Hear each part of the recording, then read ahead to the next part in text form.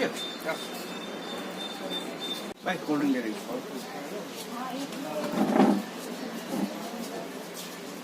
Otherwise, ice pack again. I mean, what I want to what है?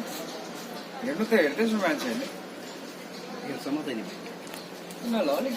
उन को बारे में चुके. બે ઉપર છે ને બીજાને બેહાડીને ક્યાં રખો? नमस्कार, मेरा नाम अर्पण तमांग है. मैं सिक्किम से आया हुआ हूँ और मेरा जो पढ़ाई है मैं एमकॉम खत्म किया हूँ. मेरा सिक्किम में घर में जो है हम लोग का हैंडलूम का बिजनेस है. तो जो व्यापार है हम लोग सिक्किम में जो पारंपरिक कपड़ा होता है जैसे कि हैंडलूम, लेप्चा हैंडलूम हो गया, भूटिया हैंडलूम, तो ये सब कपड़े हमारे में बनते हैं. और इस बार जो गुजरात में हम आए हैं यहाँ पे मेरा मैक्सिमम वुलन चीज़ का आइटम है. और ये पीछे भी आप देख सकते हैं मेरे पास अपना अपना ट्राइब का भुटिया हुआ, लेप्चा हुआ, तमांग हुआ, तो ये सब का एक एक वैरायटी का जो हम लोग का ट्रेडिशनल वेयर होते हैं तो वो लेके हम गुजरात ये अहमदाबाद हाट पे आए हैं. जैसे कि सिक्किम एक पहाड़ी एरिया है जो हिमालयन रेंज काफ़ी ज़्यादा पड़ता है. और जो हमारा सिक्किम है उसके ऊपर 3 अंतर्राष्ट्रीय बॉर्डर है.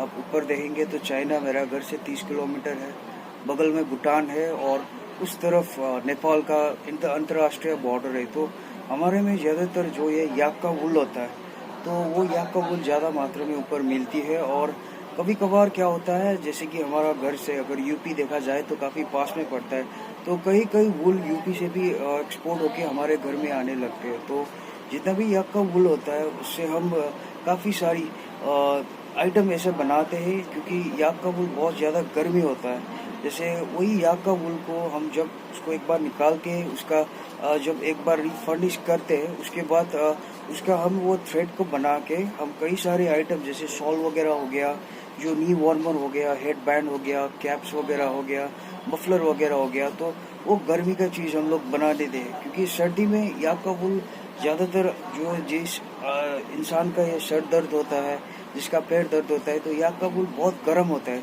तो उसी हिसाब से वो आइटम का आपका सामान वगैरह बनता है. और साथ में भेड़ की ऊन की भी होती है, जो उसका ऊन होता है उससे भी उसका ऊन थोड़ा सॉफ्ट होता है. और वो जब बनती है उसके बाद हम लोग उसी प्रकार से स्टोल वगैरह हुआ, आपका ये पौंचू वगैरह हो गया, आपका हैंडलूम से, मफलर से, उसका भी वही प्रकार में बनता है.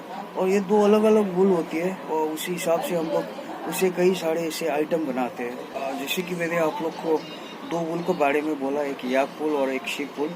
जो याक वूल होता है वो काफ़ी महंगा होता है क्योंकि वो बस पहाड़ी एरिया में वो ब्रीड वो वहाँ मिलता है.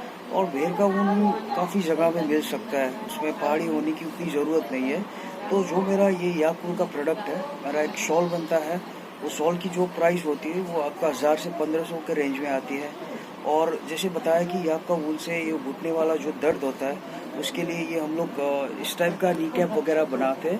तो ये जो नी कैप है ये आपका 750 से 950 के रेंज में आते हैं.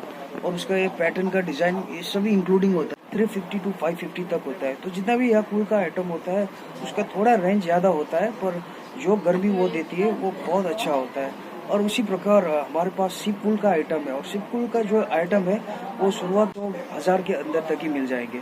जो कमाई की बात होती है हमारे सीज़न के ऊपर डिपेंड होता है. तो जो सर्दी का मौसम आता है तो जो हम लोग का सप्लाई जाती है, जब हम ऐसे एग्जीबिशन में आके अपना सामान सेल करते हैं तो सीज़न के हिसाब में पर मंथ दिखा जाए तो आपका 3 लाख से ऊपर जाता है. पर ऑफ सीज़न में ज़्यादा वूल के आइटम चलती नहीं, तो थोड़ा हमारा जो शॉर्ट ट्रेडिशनल हो गया तो उसका अगर हम सेलिंग की बात की जाए तो 80,000 तक महीने में हो जाती है.